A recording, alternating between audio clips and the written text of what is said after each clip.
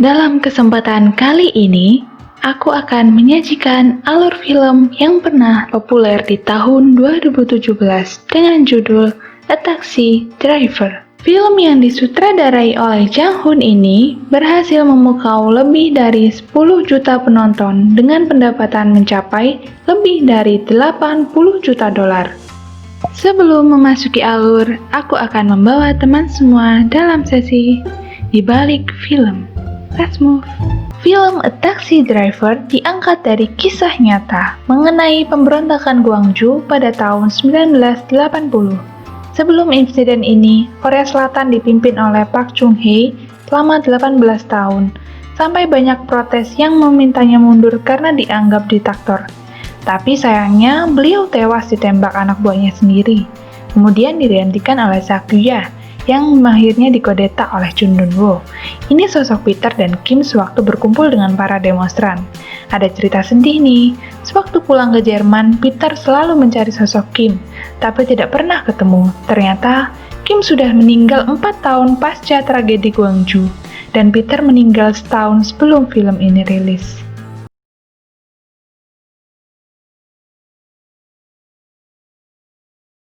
Oke, para penonton sekalian, harap pastikan baterai handphone Anda terisi penuh, karena alur film akan segera dimulai.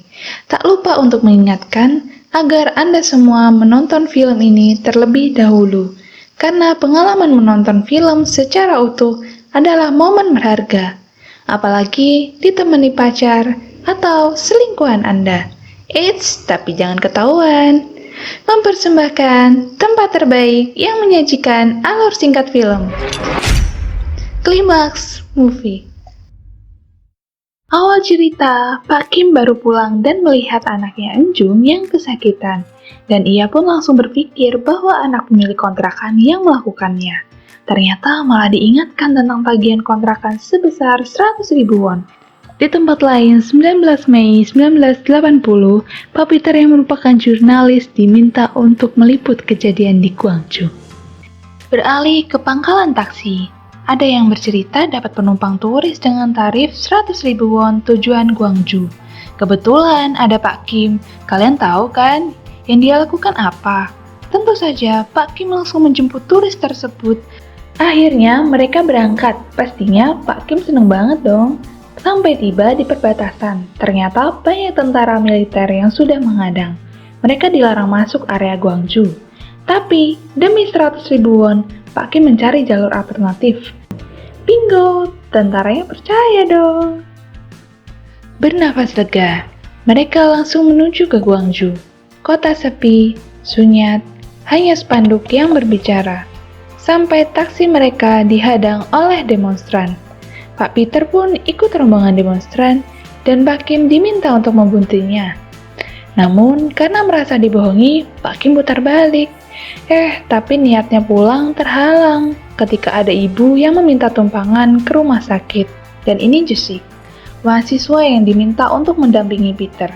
20 Mei 1980. Pak Peter melakukan liputan ditemani wartawan lokal. Dan sempat-sempatnya Pak Kim itu makan. Padahal suasana sangat mencekam. Naasnya, salah satu tentara sadar akan keberadaan mereka.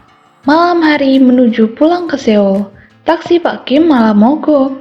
Untungnya ada bantuan dari taksi Gwangju. 20 Mei malam hari, stasiun TV dibakar. Kebenaran dibungkam, yang berkuasa yang menang. Pak Peter meliput kejadian itu sampai tak sadar salah satu tentara mengejar mereka. Jasik ikut melarikan diri. Namun sayang, dia tertangkap demi mengamankan salah satu film yang jatuh. Dan akhirnya mati. Sedangkan Pak Kim tertolong karena adanya Peter. Dan ini adalah Chun Dong-woo yang ada di balik peristiwa keji ini. Yang kini memerintahkan untuk menangkap Peter dan membunuhnya. Keesokan harinya, rupanya Pak Kim kembali ke Seoul karena khawatir dengan putrinya. Namun bisa kita lihat karakter apatis dan apolitis kini berubah setelah melihat Gwangju. Pak Kim pun kembali dan mendapati banyak korban berguguran, termasuk rekan-rekannya di Gwangju. Ini adalah momen yang paling menyedihkan menurut saya, di mana manusia ditembak, bak makhluk yang tak bernyawa. Inilah wajah Korea Selatan yang teramat kelam. Bahkan sempat ada larangan buku-buku yang menuliskan sejarah ini. Sampai wartawan lokal bilang ke Pak Peter, "Kembalilah dan tolong beritakan kebohongan mereka." Astaga, siapa sih naruh bawang di sini? Akhirnya, Pak Kim dan Pak Peter kembali ke Seoul.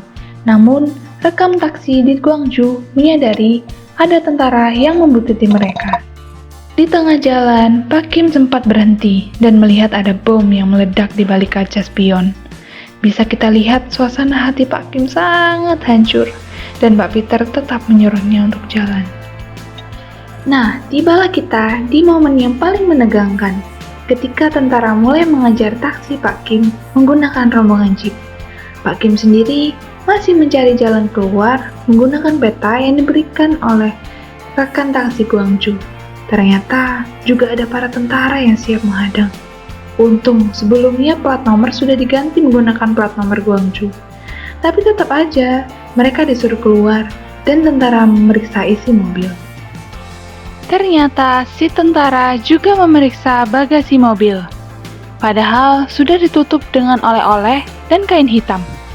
Dan setelah kain yang disingkap, nampak plat nomor Seoul. Pak Peter dan Pak Kim saling menatap dan memikirkan apa yang akan terjadi. Ada hal mengejutkan, si tentara ternyata mengizinkan mereka untuk melintas. Sampai ada telepon yang melarang taksi pembawa turis keluar dari Gwangju. Pak Kim pun langsung tancap gas. Walaupun sempat diseret oleh tentara, namun akhirnya lolos juga. Teman-teman semua ingat tidak bahwa si tentara ini juga yang mengizinkan Pak Kim dan Pak Peter untuk memasuki wilayah Gwangju. Kembali lagi ke Pak Kim yang berhasil lolos dari kejaran para tentara perbatasan.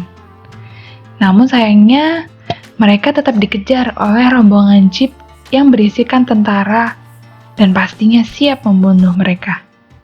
Sementara jeep terus menghantam taksi rapuh milik Pak Kim. Hingga keajaiban datang. Rombongan taksi Gwangju berusaha menghalangi rombongan jeep para tentara. Sekuat tenaga, walaupun nyatanya mobil jeep jauh lebih kuat. Saling hantam dan saling tabrakan tidak bisa lagi dielakkan. Para rombongan jeep sangat membabi buta untuk menabrak rombongan taksi itu. Wajar, jeep ukurannya lebih besar dari taksi. Tapi, rombongan taksi Gwangju tidak pernah menyerah untuk melindungi Pak Kim, supaya kemerdekaan Gwangju segera didapat. Hingga akhirnya ada salah satu supir taksi yang harus merelakan dirinya demi keberhasilan Pak Kim bebas dari kejaran para tentara. Ini dia kunci keberhasilan Peter membawa berita ini ke dunia. Supaya bisa lolos, kepingan film disusun dalam kaleng roti untuk mengelabui petugas bandara. Ada pertemuan, pasti ada perpisahan. Bahkan tak pernah kembali. Dipertemukan dalam suasana pemberontakan, menyadarkan Pak Kim akan artinya peduli dan tak acuh dengan keadaan. Inilah sejarah asli di Korea Selatan, di mana supir taksi berhasil menjadi pahlawan, karakter nekat dan kuatnya yang membawa kabar baik bagi rakyat Gwangju. Tentu ini yang diharapkan selama ini. Suatu kehormatan bagi Pak Peter bisa turut andil dalam kedamaian Gwangju. Meski hatinya kini sedang gelisah, menanti kawan lamanya yang tak kunjung bertemu lagi. Ternyata Pak Kim sengaja menuliskan namanya menjadi nama lain, karena takut nyawa keluarganya terancam kala itu. Baik teman-teman semua, kita belajar banyak melalui film ini. Terima kasih sudah mau rebahan sama aku. Jangan lupa tekan tombol subscribe dan nyalakan loncengnya untuk mengikuti video kami selanjutnya. Terima kasih. Salam, Klimaks Movie.